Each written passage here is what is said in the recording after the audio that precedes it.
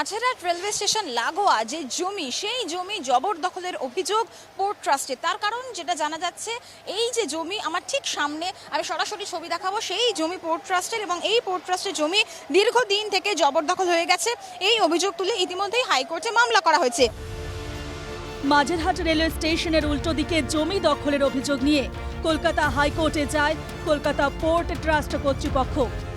সম্প্রতি জবরদখল সরানোর নির্দেশ দেয় আদালত। বৃহস্পতিবার জবরদখল সরাতে যায় পুলিশ। সেই সময়ই বাধে বিপত্তি, ধুন্ধুমার বেঁধে যায় এলাকার বাসিন্দাদের সঙ্গে। বিস্ফোরক অভিযোগ তুলছেন এখানকার স্থানীয়রা। তারা পরশুদিন কলকাতার মেয়র তার কাছে গিয়েছিলেন তাদের এই সমস্যার কথা, এবং তারা বলছেন যে তারা কি করবেন, তাদের কোনো বিকল্প ব্যবস্থা নেই। সেই জায়গায় দাঁড়িয়ে আমি সরাসরি যেটা শোনালাম, এখানে যারা ছিলেন, যারা ক্ষোভ, যাদের মধ্যে ক্ষোভ উগরে পড়ছে যে তারা কোথায় যাবেন, সরাসরি বলছেন যে মেয়র বলেছেন পুলিশ এলে তাদেরকে তাড়িয়ে দিন, এরকম বিস্ফোরক অভিযোগ করছেন। আমি আবারও একটু ছবি দেখাতে দেখাতে কথা বলছি। এই মুহূর্তে যেহেতু হালকা থেকে মাঝারি একটু বৃষ্টির পূর্বাভাস রয়েছে, ফলত প্রাথমিকভাবে যে ভাঙার কাজ, সেই ভাঙার কাজ কিন্তু শেষ হয়েছে। মাঝেরহাট স্টেশনের পাশের এলাকায় বাসিন্দাদের অভিযোগ, বিনা নোটিশে তাদের সরিয়ে দিলে তারা সমস্যায় পড়বেন। কি ভাবছেন? কোথাও নিয়ে গিয়ে রাখতে হবে, এখানে ভেজালে তো আর সব চলে যাবে। কোথাও তো দেখি কোথায় নিয়ে গিয়ে ব্যবস্থা কি করতে পারি।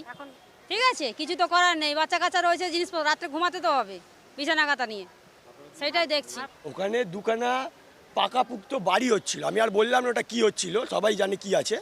ওটা তৈরি করার জন্যই মেন ঝামেলা। ওটা যখন ওরা ভাঙতে আসে সেটাকে নিয়ে প্রোপাগেন্ডা করা হয়।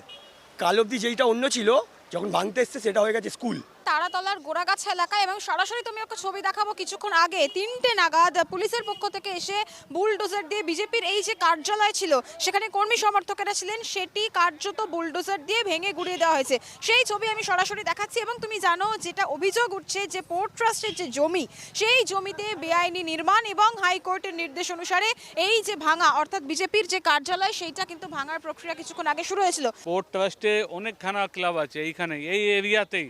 ওইটা কেন ভাঙেনি? যদি ভাঙা হতো তাহলে ওইটাও ভাঙা হতো, তাহলে মানতাম কি পোর্ট এরিয়াতে কোনো ক্লাব চলবে না। কিন্তু যদি এইটা ভাঙা হয়েছে তাহলে ওইসব কেন বাদ যাবে? দু চোখে কাজ করছেন মমতা ব্যানার্জি, আপনি একটা চোখ দিয়ে কাজ করুন, তাহলে সব ঠিক হবে। বৃহস্পতিবার আংশিকভাবে উচ্ছেদ করলেও কলকাতা পুলিশের থেকে জানানো হয়েছে দ্রুত খালি করতে হবে পোর্টের জমি। কলকাতা পুলিশ এবং কলকাতা পুরসভা খালি করে দেবে এই জমি। ক্যামেরা দীপঙ্কর মল্লিকের সঙ্গে পৃথা দাশগুপ্ত, এনকেটিভি বাংলা, কলকাতা।